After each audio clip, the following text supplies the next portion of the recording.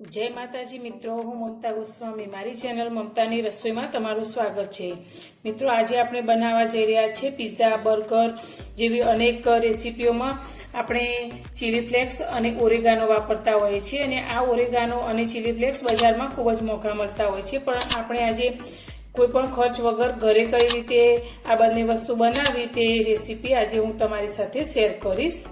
तो तेना माटे अत्यारे आपणे सौथी पहेला तो चिली फ्लेक्स तैयार करीशुं। तो चिली फ्लेक्स तैयार करवा माटे आपणे लाल मरचा जोईशे। तो अत्यारे मैं बे प्रकारना मरचा लीधा छे। एक तो आपणे आज बजारमां मळे छे आ रीतना लाल मरचा जे खूब ज तीखा आवे छे ते मरचा लीधा छे अने बीजा आपणे आ रीतना लाल मरचा लीधा छे जेनो कलर एकदम लाल होय छे अने आ मरचानो कलर एकदम ब्राउन कलर जेवो होय छे। तो आपणे आ मरचामांथी चिली फ्लेक्स बनावशुं तो एकदम सरस बजार जेवा बनशे।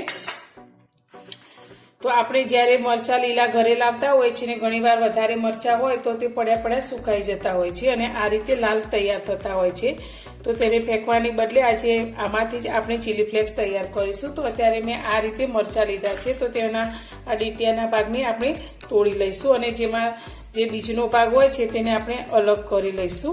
तो आ रीते आपणे अंदर इसमें अलग करी लईशुं अने आ उपरनो जे भाग होय तेने आपणे साइडमां मूकीशुं।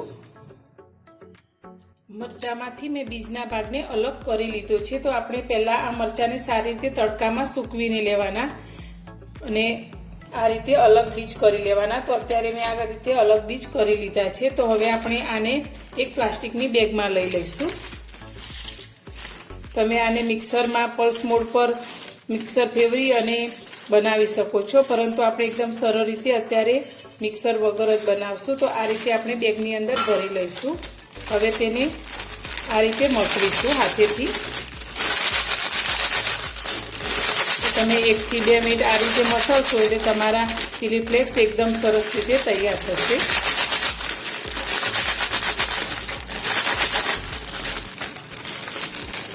तो मरचा ने आपणे आ रीते बेगमां सारी रीते मसळी लीधा छे। तो तमे जोई शको छो एकदम सरस रीते आपणा चिली फ्लेक्स तैयार थया छे। तो हवे आ जे बीज काढीने राख्या छे ते ज प्लेटनी अंदर आपणे तेने काढी लईशुं।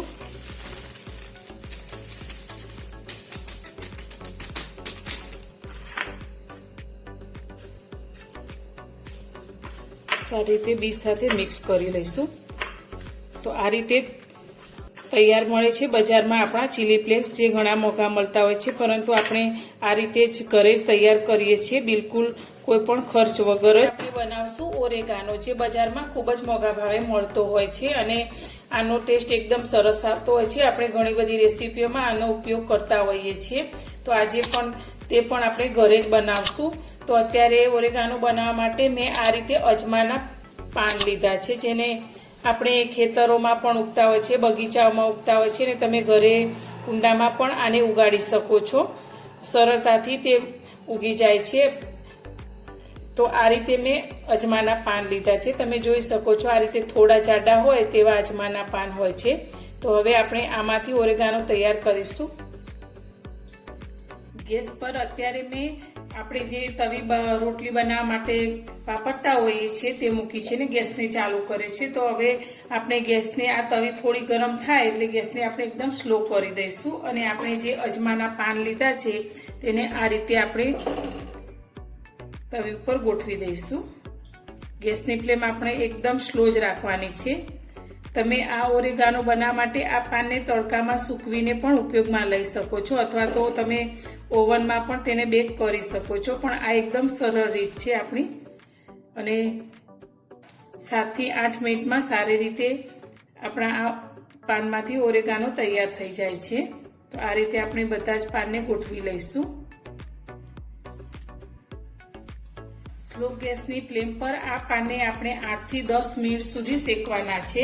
तो आ रीते शेकाय ते रीते आपणे उलट पलट करता रहीशुं अने तेने शेकीशुं। पानने आपणे पहेलाथी सारी रीते धोईने लीधा छे।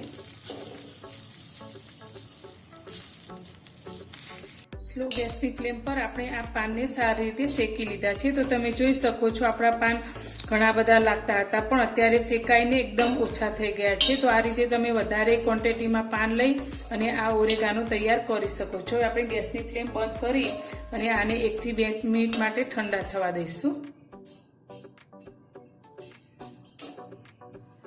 આપણા શેકેલા અજમાના પાન ઠંડા થઈ ગયા છે. તો આપણે આ રીતે હાથમાં પાન લઈ અને મસળીશું તો એકદમ સારી રીતે મસળાઈ જાય છે. તો આ રીતે આપણે બધા જ પાનને મસળી લઈશું અને તેનો એકદમ ભૂકો કરી લઈશું. તો આ રીતે મસળવાથી એકદમ સરસ તેની સ્મેલ આવવા લાગી છે. તો આ રીતે તમે વધારે પાનને લઈ અને વધારે ક્વોન્ટિટીમાં પણ બનાવીને રાખી શકો છો. તો મેં પહેલાંથી પાનને થોડા વધારે લઈ અને આ રીતે બનાવી લીધેલા. તો આ રીતે તમે એકદમ સરળ રીતે ઘરે ઓરેગાનો અને ચીલી ફ્લેક્સ તૈયાર કરી શકો છો. તો આ રીતે ઘરે ચીલી ફ્લેક્સ અને ઓરેગાનો તૈયાર કરવાની મારી આ રીત તમને પસંદ આવી હોય તો મારા વિડીયોને લાઈક કરજો, શેર કરજો અને મારી ચેનલ પર નવા છો તો ચેનલને સબસ્ક્રાઈબ કરજો. તો ફરી મળીશું એક નવી રેસીપી સાથે નવા વિડીયોમાં.